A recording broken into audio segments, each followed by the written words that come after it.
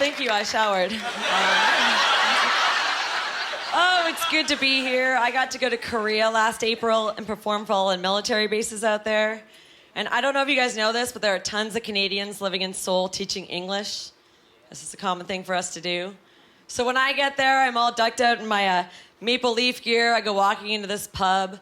All these people come running up to me, and they're like, oh my God, this is awesome. You're from Canada. You could tell us what's going on in hockey right now. I was just like, sorry, you misunderstood. I'm from Toronto.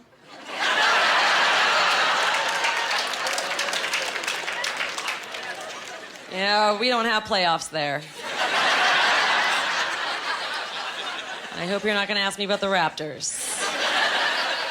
Actually, my favorite part about being in Korea was shopping for bras. They have my size there. Awesome. Thank you. I got good news this week. My best friend phoned me, and she told me that she's pregnant. I was like, finally, a real designated driver. Because I don't know who you guys like to hang out with, but some nights, don't you find it's hard to find a good designated driver? Do you know what I mean? You never know who to trust. Yeah? Did you drive tonight? Oh, looking good, sister, looking good. I don't know, my friends like to party, right? So it's always an issue. Like the other night, my friend offers to drive. I'm like, sweet, I'll pay for parking. I'll give you gas money. She's like, nah, just buy the first round of shots once we get there. I'm like, that doesn't make me feel very safe. Then at the end of the night, I go up to her and I'm like, okay, seriously, are you okay to drive? She's like, yeah, I've got gum.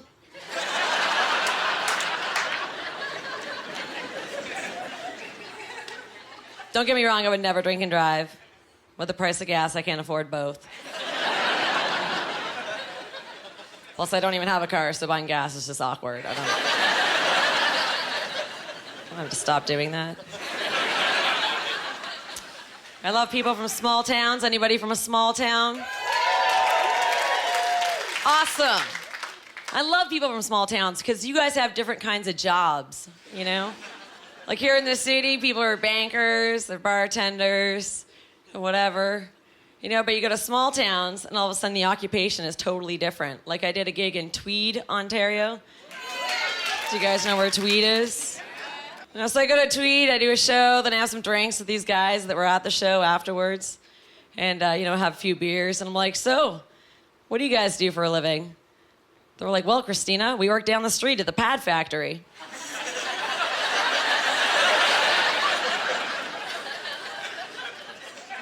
So I'm kind of like, you mean brake pads? And they're like, no, Christina, like pads, like your pads.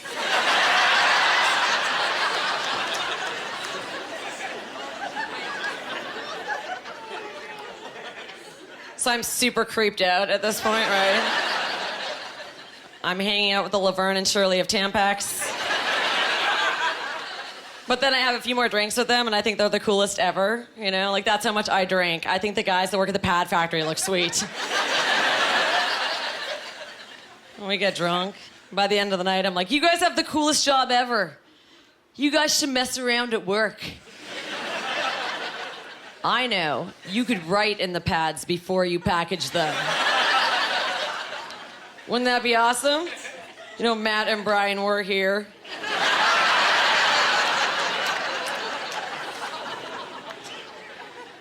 For a good time down here, call. If you're wearing this, you're not pregnant.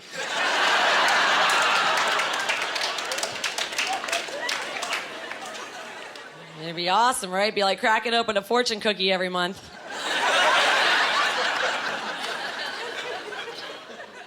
You will prosper in love. Well, not this week, I won't.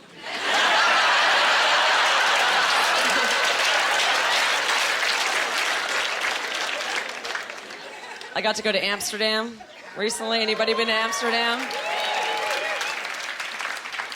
I know what you did there. It's pretty awesome. I don't know if you guys got to go to the red light district. I went down there, and it was kind of a girls' trip. You know, all of us girls went down, and we decided it would be fun to go see a sex show. You know, maybe if you're in a couple or something, that might be a hot thing to do. But if you're with your girlfriends, it's kind of awkward. You know, we're sitting there watching these people do it on stage, trying to make small talk.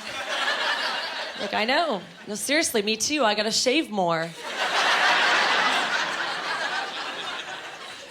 I actually think the only thing worse than being in one of those sex shows would be auditioning for it and not getting the part. Imagine I just put a banana in my bing bang for nothing.